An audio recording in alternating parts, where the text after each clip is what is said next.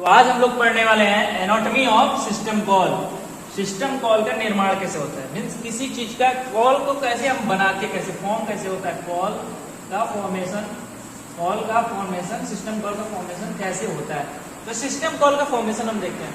सबसे पहले क्या होता है, यूजर का प्रोग्राम होता है। सपोज अगर हमने कोई प्रोग्राम बनाया है पेंट का प्रोग्राम बनाया है, तो प्रोग्राम क्या होता है, हमको दिखता है। तो प्रोग्राम दिखता है, प्रोग्राम होता है। एक्चुअली प्रोग्राम जो होता है वो होता कहाँ पे है, वो तो सिस्टम के हार्डवेयर पे ही होता है, और वहां से फेच होके हमारे सॉफ्टवेयर तक, मीन्स हमारे स्क्रीन पे डिस्प्ले होता है। उसके बाद होता है यूजर का इंटरफेस। ये तो हमारा प्रोग्राम हो गया। यूजर का इंटरफेस जो हमें दिख रहा है, जैसे हम अगर हम एक ऐप चला रहे हैं तो ऐप हमें जो जैसे दिख रहा है उसको क्या बोलते हैं, इंटरफेस। और अब आता है सिस्टम कॉल। सिस्टम कॉल यहाँ पे होता है। सिस्टम कॉल को हैंडल कौन करता है, ऑपरेटिंग सिस्टम। कौन हैंडल करता है, ऑपरेटिंग सिस्टम। ठीक है, ये होता है सिस्टम कॉल। एक तरह से सिग्नल होता है जो कंप्यूटर बॉस यानी ऑपरेटिंग सिस्टम सीए बोलता है फाइल को रीड करना है। क्या बोलता है, फाइल को रीड करना है। तो रीड कहाँ से करना है, ये करेगा कौन, ये बॉस कौन है, ऑपरेटिंग सिस्टम। ये करेगा ना रीड।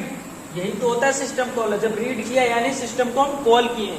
तब सिस्टम कॉल के अंदर क्या क्या आता है, user program, user interface, system call. System call के नीचे अगर एनाटॉमी देखा जाए तो क्या हो जाएगा, प्रोग्राम कंट्रोल, प्रोग्राम को कंट्रोल करना, input output, file system com, file error management. सबसे बड़ी काम होती है इसका एरर को मैनेज करना, रिसोर्स मैनेजमेंट, ऑडिटिंग, सिक्योरिटी।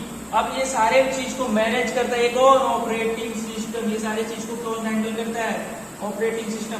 और इस चीज को हैंडल होने के बाद ये कहाँ पे जाता है, टास्क हार्डवेयर के पास। अब हार्डवेयर से फिर से रिटर्न आता है कहाँ पे, सिस्टम यूजर इंटरफेस तक सिस्टम कॉल होते हुए। ठीक है, देख लेते हैं सिस्टम कॉल के एनाटॉमी के जो है। अब हम देख लेते हैं क्या क्या पार्ट होते हैं। तो सिस्टम कॉल नंबर, कितने नंबर ऑफ टाइम सेट। अब नंबर ऑफ टाइम यहाँ पे नहीं होता। सिस्टम कॉल मतलब ये होता है, जैसे हमने रीड कमांड दिया, इसमें कुछ नंबर सेट कर देंगे ताकि ये ऑपरेटिंग सिस्टम हमारा जो बॉस है उसका कंप्यूटर का, वो समझ सके क्या चीज। जैसे हमने दे दिया रीड के लिए 0। अब ये क्या करेगा, जितनी बार अगर 0 कमांड जाएगा क्या करेगा, यूनिक कमांड वो क्या सेट करेगा, 0। अब ये क्या करेगा, रीड करेगा। अगर 1 जाएगा तो राइट करेगा। 1 पे अगर हमने सेट किया राइट तो क्या करेगा, वो राइट करेगा। 1 से क्या करेगा, राइट करेगा। आर्गुमेंट एंड पैरामीटर क्या होगा, जो उसके अंदर चीजें लिखी हुई उसको पास करना। और उसके अंदर रीड के अंदर क्या क्या आर्गुमेंट है उसको पास करना। भाई रीड करो फाइल नंबर ये, ठीक है। तो रीड तो 0 हो गया। फाइल नंबर आर्गुमेंट जो है वो फाइल का अंदर का नेम है। जैसे हमने फाइल लिखा, रीड करो फाइल जो है एओएस का जो फाइल है उसके अंदर से रीड करो। एओएस क्या हो गया, आर्गुमेंट हो गया। और 0 क्या हो गया, ये पैरामीटर ऐसे रीड हो गया। 0 के रीड वाला एओएस को फाइल को रीड करो। Context switching. अब कॉन्टेक्स्ट स्विचिंग कहां से आ गया, जब हम यूजर मोड से कर्नल मोड पे जाते हैं, इसको बोलते हैं कॉन्टेक्स्ट स्विचिंग। यूजर मोड से कर्नल मोड पे जाते हैं तो कॉन्टेक्स्ट स्विचिंग। और ये बीच में कौन करता है, ऑपरेटिंग सिस्टम।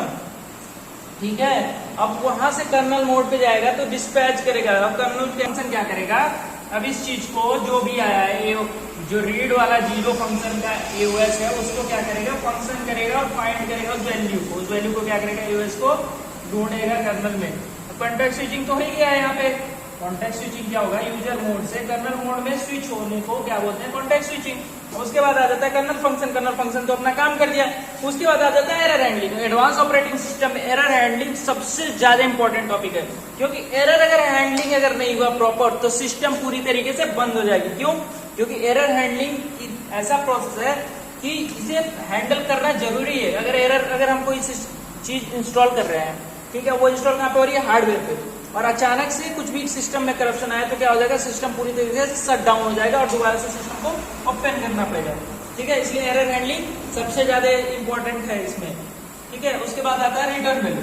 अब जो एओएस यहाँ से कॉल हुआ था, रीड फाइल यहाँ से कॉल किए थे, यहाँ से रिटर्न करना भी तो उसे बहुत जरूरी है। यहाँ से कुछ वैल्यू रिटर्न करेगा। जब एओएस कॉल किए हैं तो उस आर्गुमेंट के थ्रू तो क्या करेगा, रिटर्न करेगा वैल्यू, क्या चीज, एओएस फाइल उसे मिल गई और वो रिटर्न कर देगा एओएस फाइल को। ठीक है, अब सिस्टम कॉल का जो है, सिस्टम कॉल का जो इंपॉर्टेंट पार्ट है वो क्या क्या है, system call number. System call number जैसे एक यूनिक नंबर मिल जाता है, रीड के लिए 0, राइट के लिए 1, डिलीट के लिए 2, ऐसे ऐसे यूनिक नंबर मिल जाते हैं सिस्टम कॉल के लिए। ठीक है, दूसरा इंपॉर्टेंट टॉपिक क्या है, आर्गुमेंट और पैरामीटर जो हम उसके अंदर पास करते हैं। तीसरा टॉपिक क्या है, कॉन्टेक्स्ट स्विचिंग। चौथा कर्नल डिस्पैचर। पांचवा कर्नल फंक्शन। छठा एरर हैंडलिंग और सातवां जो इंपॉर्टेंट टॉपिक है वो रिटर्न द वैल्यू।